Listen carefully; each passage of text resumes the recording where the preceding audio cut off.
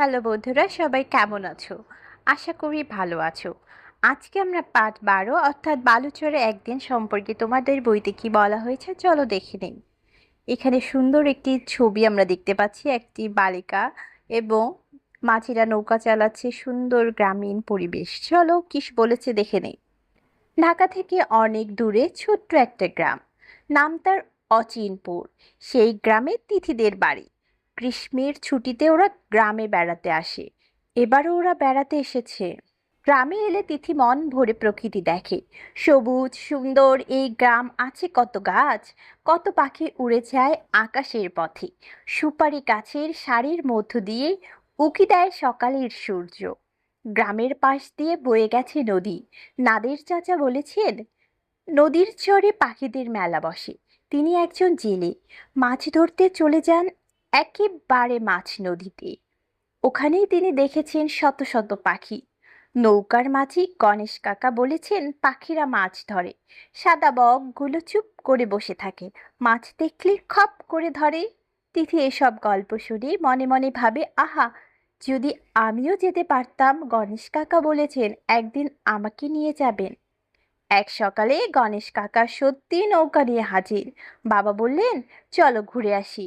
নদীর তীর ধরে নৌকা চলছে। দূর থেকে দেখা যাচ্ছে মসজিদের মিনার, দেখা যাচ্ছে গ্রামের বাজার, বটতলা মাঠ, মন্দির। একটু পেরুতেই চোখে পড়ল কুমারপাড়া। নৌকায় উঠলেন বাবার বন্ধু মধুপাল। তিনি মাটি দিয়ে শখের হাঁড়ি বানান। রঙিন হাঁড়িগুলো দেখতে খুব সুন্দর। মধু কাকা তিথিকে দুটি রঙিন হাঁড়ি দিলেন, বললেন বাসায় সাজিয়ে রেখো। আর একটু এগোতেই তীর থেকে ডাক দিলেন হামিদ চাচা। তিনি গ্রামের স্কুলের শিক্ষক। গণেশ কাকা নৌকা থামালেন। বাবা হামিদ চাচাকে বললেন চলো বেরিয়ে আসি। হামিদ চাচা নৌকায় উঠতে উঠতে বললেন চলো যাই, ঝড় বাদলের দিন তাড়াতাড়ি ফিরতে হবে। নৌকা আবার চলতে শুরু করলো। তিথি দেখলো টল টল করছে নদীর জল। ভয়ে ভয়ে সে নদীর জলে হাত দিল, কি শীতল। অল্প সময়ের মধ্যেই ওরা পৌঁছে গেল নদীর চরে। সুন্দর এক দ্বীপের মতো বালুচর। চরের চারদিকে কাঁচা ঝোপ, ঘাস আর কাশবন। খুঁটে খুঁটে পোকা খাচ্ছে শালিক। ঘাড় বাঁকা করে এক পায়ে দাঁড়িয়ে আছে সাদা বক। নলখাকড়ার ঝোপে চুপচাপ বসে আছে মাছরাঙা। হঠাৎ পূব দিকে থেকে উড়ে এলো এক ঝাঁক পাখি। গণেশ কাকা বললেন ওই দেখো গাংচিল। তিনি চিৎকার করে উঠল, বাবা কি সুন্দর। চরের পশ্চিম দিক থেকে কে যেন এগিয়ে আসছে। আরে আরে, এত দেখি নাদের চাচা। তার ঝুড়ি ভর্তি মাছ, পাবদা, পুঁটি, একটা মাঝারি আকারের বোয়াল। তাজা মাছগুলো এখনো নড়ছে। তিথি অবাক হয়ে মাছ দেখলো। নাদের চাচা সবাইকে দুপুরের খাওয়ার দাওয়াত দিলেন। গণেশ কাকা বললেন ফিরতে হবে। হামিদ চাচা আকাশের দিকে তাকালেন। তিথি দেখলো উত্তর পূব আকাশে মেঘ জমেছে, নদীর বুকে ঠান্ডা বাতাস বইছে। সবাই নৌকায় উঠে পড়ল। গণেশ কাকা দ্রুত বৈঠা বা চালালেন। নাদের চাচা তুলে দিলেন আরেকটি বৈঠা। দুজনে নৌকা বিয়ে ছুটে চললেন গ্রামের দিকে। তীরে পৌঁছাতে না পৌঁছাতেই শুরু হলো ঝড়। তিথি ভাবতে লাগলো পাখিগুলো এখন কি করছে। বন্ধুরা, এই গল্পটি হচ্ছে তোমাদের বালুচরে একদিন। যদি আমরা সংক্ষেপে বলি তাহলে হচ্ছে তিথি একটা ছোট্ট মেয়ে, সে তার গ্রাম হচ্ছে অচিনপুরে, সেখানে গ্রীষ্মের ছুটিতে বেড়াতে গেছে এবং সেই সম্পর্কে সে কি কি দেখেছে সেসব সম্পর্কে। এখানে হচ্ছে সেখানে সে যখন যায় তখন সে মন ভরে প্রকৃতি দেখে।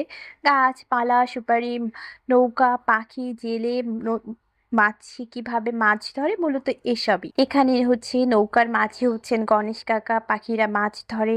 সাদা বকগুলো চুপ চুপ করে বসে থাকে, মাছ দেখলেই খপ করে খায়। এগুলো হচ্ছে গণেশ কাকা বলছেন। তারা হচ্ছে নদীতে, তার বাবা সাথে নদীতে করে ঘুরতে যাচ্ছেন। নৌকা থেকে তারা বিভিন্ন জিনিস দেখতে পাচ্ছে, মসজিদের মিনার, গ্রামের বাজার, বটতলা মাঠ, মন্দির, সবকিছুই নদী থেকে, নদীর তীর অর্থাৎ নৌকা চলছে সেখান থেকে তারা পর্যবেক্ষণ করছে। এরপর হচ্ছে তার বাবার বন্ধু মধুপাল তাকে একটা মাটির হাঁড়ি উপহার দিয়েছিলেন। গ্রামের স্কুলের শিক্ষক হামিদ চাচা তিনিও তাদের নৌকাতে উঠলেন এবং তারা সবাই নৌকায় করে চললেন ঘুরতে। বিভিন্ন ধরনের দৃশ্য তারা পর্যবেক্ষণ করলেন। বালুচর হচ্ছে একটা দ্বীপ, সেখানে চরে ঘাস কাশবন, খুটখুটে পোকা আছে, শালিক আছে, আছে সাদা বক, এসব সম্পর্কেই তারা কথা বলছেন। এরপর আকাশে দেখলেন মেঘ জমেছে। তখন তিথি দেখলো উত্তর পূর্ব আকাশে অনেক মেঘ জমেছে, নদীর বুকে ঠান্ডা বাতাস। সবাই তখন নৌকায় উঠে পড়লো এবং তারা পাড়ের উদ্দেশ্যে রওনা দিল। নাদের চাচা পাল তুলে দিলেন, গণেশ কাকা দ্রুত বইটা চালালেন, কিন্তু তীরে পৌঁছাতে না পৌঁছাতেই ঝড় শুরু হয়ে গেল। আর তখন তিথি ভাবতে লাগলেন পাখিরা কি করছে। এই ছিল তোমাদের গল্প বন্ধুরা। চলো আমরা এখন শব্দের অর্থগুলো দেখে নেই। শব্দ শিখি। উকি দেওয়া, আড়াল থেকে দেখা। মিনার, দালানের উঁচু চূড়া। বাদল অর্থাৎ বৃষ্টি। চর, নদীতে তৈরি হওয়া বালুময় ভূমি। নলখাগড়া, নলের মতো লম্বা ঘাস। বন্ধুরা, এই ছিল তোমাদের আজকের গল্প। পরবর্তী ভিডিওতে দেখা হবে, আর সেজন্য আমাদের চ্যানেলটিকে অবশ্যই সাবস্ক্রাইব করবে।